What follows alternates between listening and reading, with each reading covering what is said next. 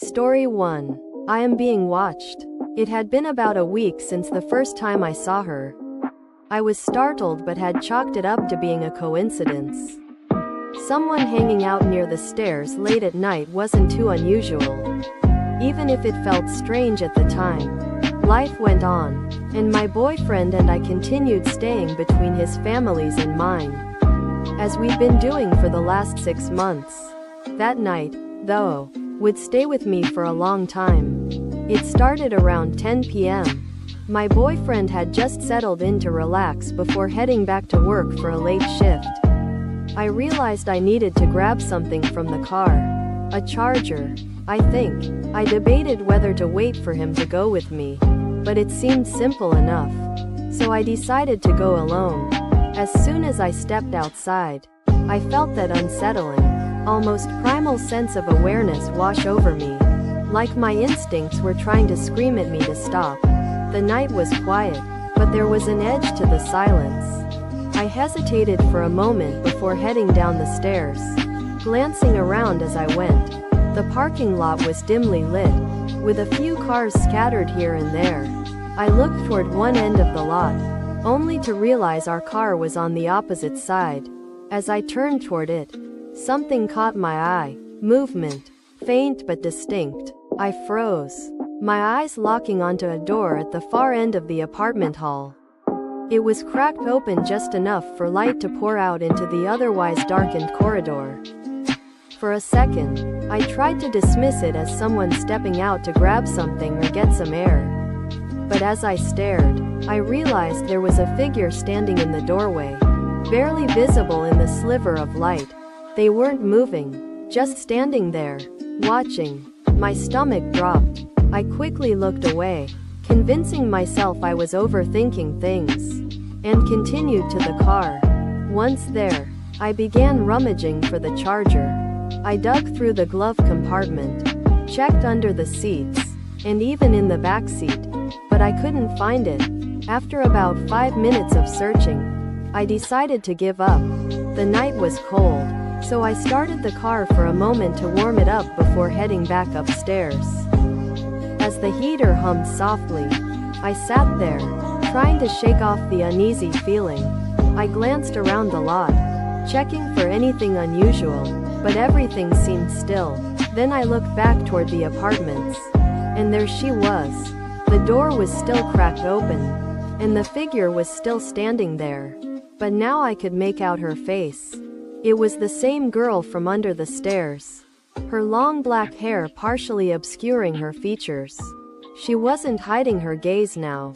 She was staring straight at me, unmoving, unblinking. I could feel my chest tighten as adrenaline surged through me. Something about her presence felt wrong, not threatening, necessarily, but deeply unsettling. She just stood there, silent and still, as if waiting for something. I quickly turned off the car and stepped out, trying to shake the fear and convince myself I was imagining things. But as I approached the stairs leading back to the apartment, I couldn't help but glance toward her again. She was still there, her eyes following me as I moved. When I reached the base of the stairs, I hesitated. The door was only a few feet away now.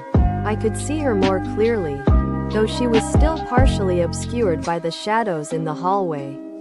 Her posture was rigid, her hands by her sides. Then, without warning, she took a small step back into the doorway, her face disappearing into the darkness. The door creaked slightly as it moved with her. I bolted up the stairs, my heart pounding in my chest as soon as I reached the apartment. I locked the door behind me and immediately told my boyfriend what had happened. He listened, his expression serious but calm. He told me it was probably nothing, that maybe she was just someone who lived here and was curious about me. Still, he promised to go down and check. Not even a minute after he left, I felt a pang of regret for letting him go alone. I pressed my ear to the door, trying to listen for anything unusual. The silence dragged on, making every second feel like an eternity. When he finally came back, he looked puzzled. "She's gone," he said. shrugging. The door's closed. No one's there. Are you sure you didn't imagine it? Quote, I knew what I saw. The girl had been watching me. Waiting. Maybe. But why? And where did she go so quickly? Even though she hadn't done anything outright threatening. The memory of her blank stare and eerie stillness haunted me. That night, I couldn't sleep. Every little sound made me jump. And every shadow seemed to move. I kept thinking about the first time I saw her under the stairs. About the strange smell of burning that didn't quite match anything familiar. Who was she? Why was she there? And most importantly, would she come back? Story 2. The Mysterious Neighbor. I had always felt safe living in my apartment complex. It was quiet, friendly, and even the neighbors kept to themselves. Nothing unusual at all. But that changed one late evening a few weeks ago, when I came home from work. It was just after 9 p.m., and I had a long day at the office. The sun had already set, and the parking lot was illuminated only by a few dim streetlights. As I walked toward my building, I noticed something odd. There was a figure standing near the entrance of the hallway that led to the stairwell. A woman, just standing there, staring at the floor. I had never seen her before, and I couldn't recall any new neighbors moving in recently. I slowed my pace, trying to figure out who she was. But before I could approach, she looked up at me. Her face was pale, almost ghostly, with dark circles around her eyes. She didn't smile, didn't say anything, just stared at me with an unsettling expression. The silence between us felt thick, like a heavy weight pressing down on the air. Hi, I said, trying to break the tension. Are you okay? Quote, she didn't answer. Instead, she simply nodded and turned to walk away. I was left standing there, confused. Had she just moved in? Was she waiting for someone? Her behavior didn't make sense, but I shrugged it off as maybe just someone dealing with personal stuff. But the next night, as I was returning home around the same time, I saw her again. This time, she was standing in the same spot, though her gaze was fixed on the ground as if she was deep in thought. It was odd, but I didn't feel as uncomfortable as I had the night before. I walked past her, said nothing this time, but I couldn't help but notice that her movements seemed slower, more deliberate, like she was waiting for something. Or someone. A few days passed, and I didn't see her. I assumed maybe she had left or gone elsewhere. But then, I saw her again, standing by the stairs, just like before. But this time, when she saw me, she started to walk toward me with an unsettlingly slow pace. Her eyes locked onto mine, and her expression was completely unreadable. I quickly entered the building, my pulse racing. As soon as I was inside my apartment, I locked the door and sat down to catch my breath.